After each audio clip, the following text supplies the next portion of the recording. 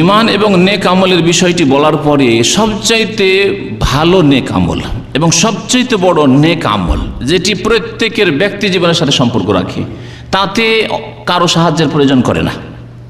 কি আমার সাথ দিল না, আপনার সহযোগিতা করলো না, না হলে পারলাম না, দেশবাসী সাথ দিল না, ভাই এলাকার লোক সাথ দিল না, গ্রামের লোক সাথ দিল না, এইসব বিষয় নেই সেখানে। কারণ আমাদের দেশের মানুষরা আবার রাজনীতি বেশি বুঝছে, তাই না? সে ইসলামের রাজনীতি হোক, মানে ইসলামের নামে হোক, আর গায়ের ইসলামী পেটের জন্যই হোক, গদির জন্য হোক, রাজনীতি বেশি বুঝে। সুতরাং তারা ব্যক্তি জীবনের ব্যাপারটিকে উপেক্ষা করে দিয়ে ওই বড় বড় চিন্তা করে যে না, দিন কায়েম করতে হবে, আর একামতের দিন মানে হচ্ছে রাষ্ট্রীয় ক্ষমতা দখল করা, আর রাষ্ট্রীয় ক্ষমতা দখল করলে সব কিছু সংশোধন হবে। আরে এত বড় চিন্তা কেন করছেন, যেখানে হাজার হাজার লোকও সাথ যদি দেয়, কিন্তু আপনার যে বিরোধীরা আছে তারা আপনাকে আপনার লক্ষ্য উদ্দেশ্য পর্যন্ত পৌঁছে দিচ্ছে না। কথা সত্য নয়?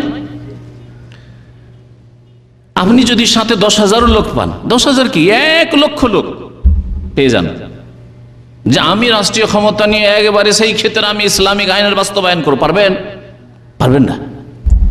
কারণ 1 লক্ষ যদি আপনার সমর্থনে থাকে, তাহলে লক্ষ লক্ষ, বহু লক্ষ আপনার বিরোধী আছে।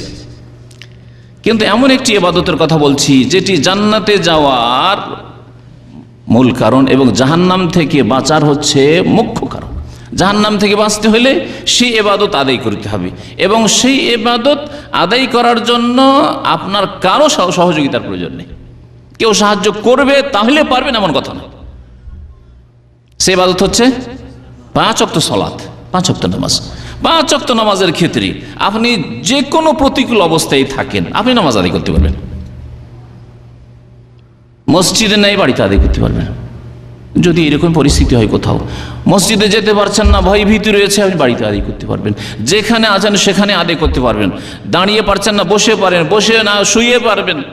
হ্যাঁ, রণক্ষেত্রে জিহাদের ময়দানে রাসূলুল্লাহ সাল্লাল্লাহু আলাইহি ওয়াসাল্লাম শুধু নয়, তার সাথে সাথে সাহাবায়ে কেরামরা 5 ওয়াক্ত নামাজ আদায় করেছেন না। কোরআনে কারীমে সালাতুল খৌফের বিধান রয়েছে। নবী করিম সাল্লাল্লাহু আলাইহি ওয়াসাল্লাম হাদিসে ফিকহের কিতাবে সালাতুল খৌফ, ভয় ভীতির নামাজ, শত্রু যখন সামনে আছে, শত্রু পিছনে আছে, কেমন করে নামাজ আদায় করতে হবে তার শিক্ষা দেওয়া হয়েছে।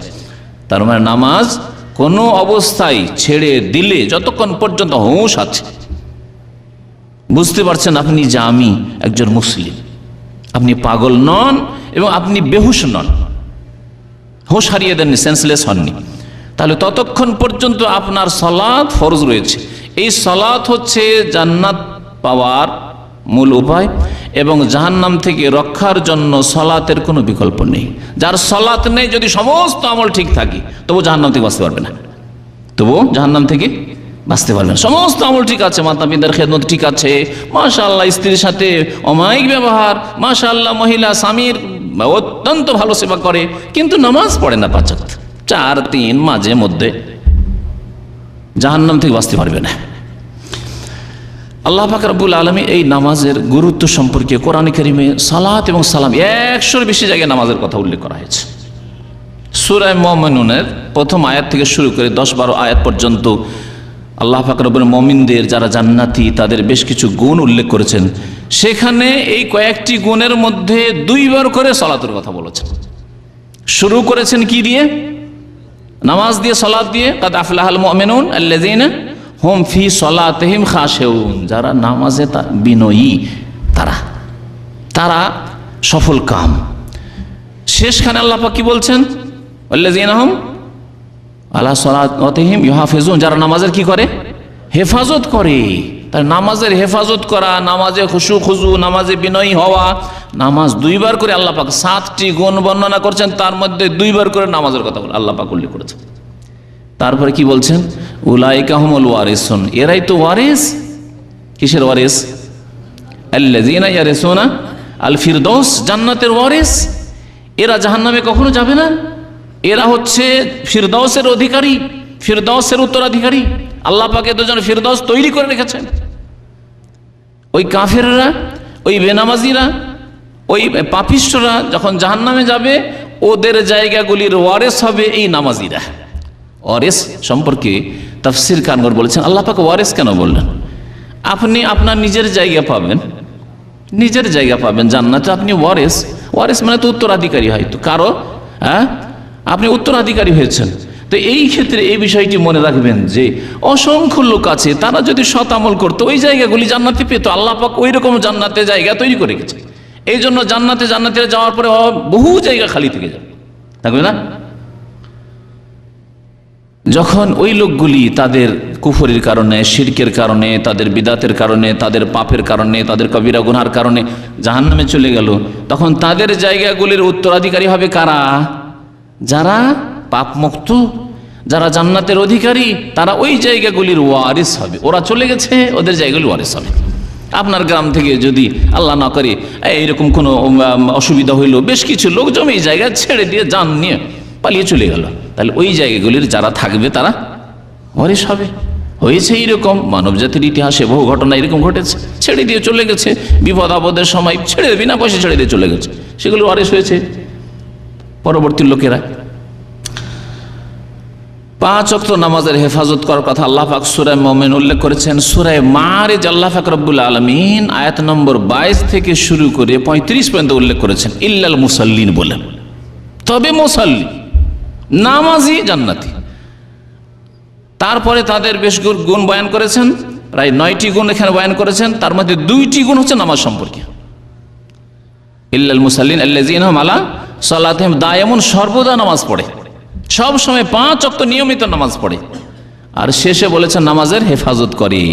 তারপরে আল্লাহ পাক রব্বুল আলামিন ইরশাদ করছেন যে উলাইকা ফি জান্নাতিম মুকরামুন, এরা জান্নাতে সম্মানিত হবে। তাহলে এরা জাহান্নাম থেকে নাজাত পাবে। এদের জন্য জাহান্নাম নয়, জাহান্নাম এর বিপরীত যাদের চরিত্র তাদের জন্য। আল্লাহ পাক সূরা মুমিনে বলেছেন যেমন ওয়ারিস, ফিরদৌসের ওয়ারিস, এখানে বলেছেন এদেরকে জান্নাতে সম্মানিত করা হবে। হাদিস যদি বলা হয় যে নামাজিদের জন্য জান্নাত, তাহলে এই আলোচনা শেষে আরো 2-1 ঘন্টা লাগবে সেই হাদিসগুলি পেশ করতে। 1-2টি হাদিস আমি পেশ করছি। নবী করিম সাল্লাল্লাহু আলাইহি ওয়াসাল্লাম ইরশাদ করেছেন শুধু 2টি নামাজ সম্পর্কে, মান সাল্লাল বারদাইনে দাখালাল জান্নাহ, সহিহ বুখারীর হাদিস। যেই ব্যক্তি 2 ঠান্ডার সময়ের নামাজ আদায় করবে সেই ব্যক্তি দাখালাল জান্নাহ, জান্নাতে যাবে, জাহান্নাম থেকে তাহলে বাঁচবে। এই 2 ঠান্ডার সময়ের নামাজ কি? হ্যাঁ, ফজর এবং আসর। ফজর এবং আসর। কেন আল্লাহ পাক বললেন, নবী সাল্লাল্লাহু আলাইহি ওয়াসাল্লাম বলেন ফজর আসরের কথা? তার মানে 2 ওয়াক্ত নামাজ পড়লেই চলে। হ্যাঁ, এই জন্যই বলা হয়েছে যে এই সময়গুলি গাফিলতির সময়, ঘুমের সময়, অথবা যারা হাট বাজারে থাকে তাদের আসরটা হচ্ছে ব্যবসা বাণিজ্যের সময়। সুতরাং এই 2টি নামাজের যদি হেফাজত কেউ করে নেই, মান সাল্লাল বারদাইন, আসর এবং যদি ফজর পড়ে নাই, তাহলে সে অবশ্যই বাকি যোহর, মাগরিব, এশা পড়বে, দাখালাল জান্নাহ, সে জান্নাতে যাবে।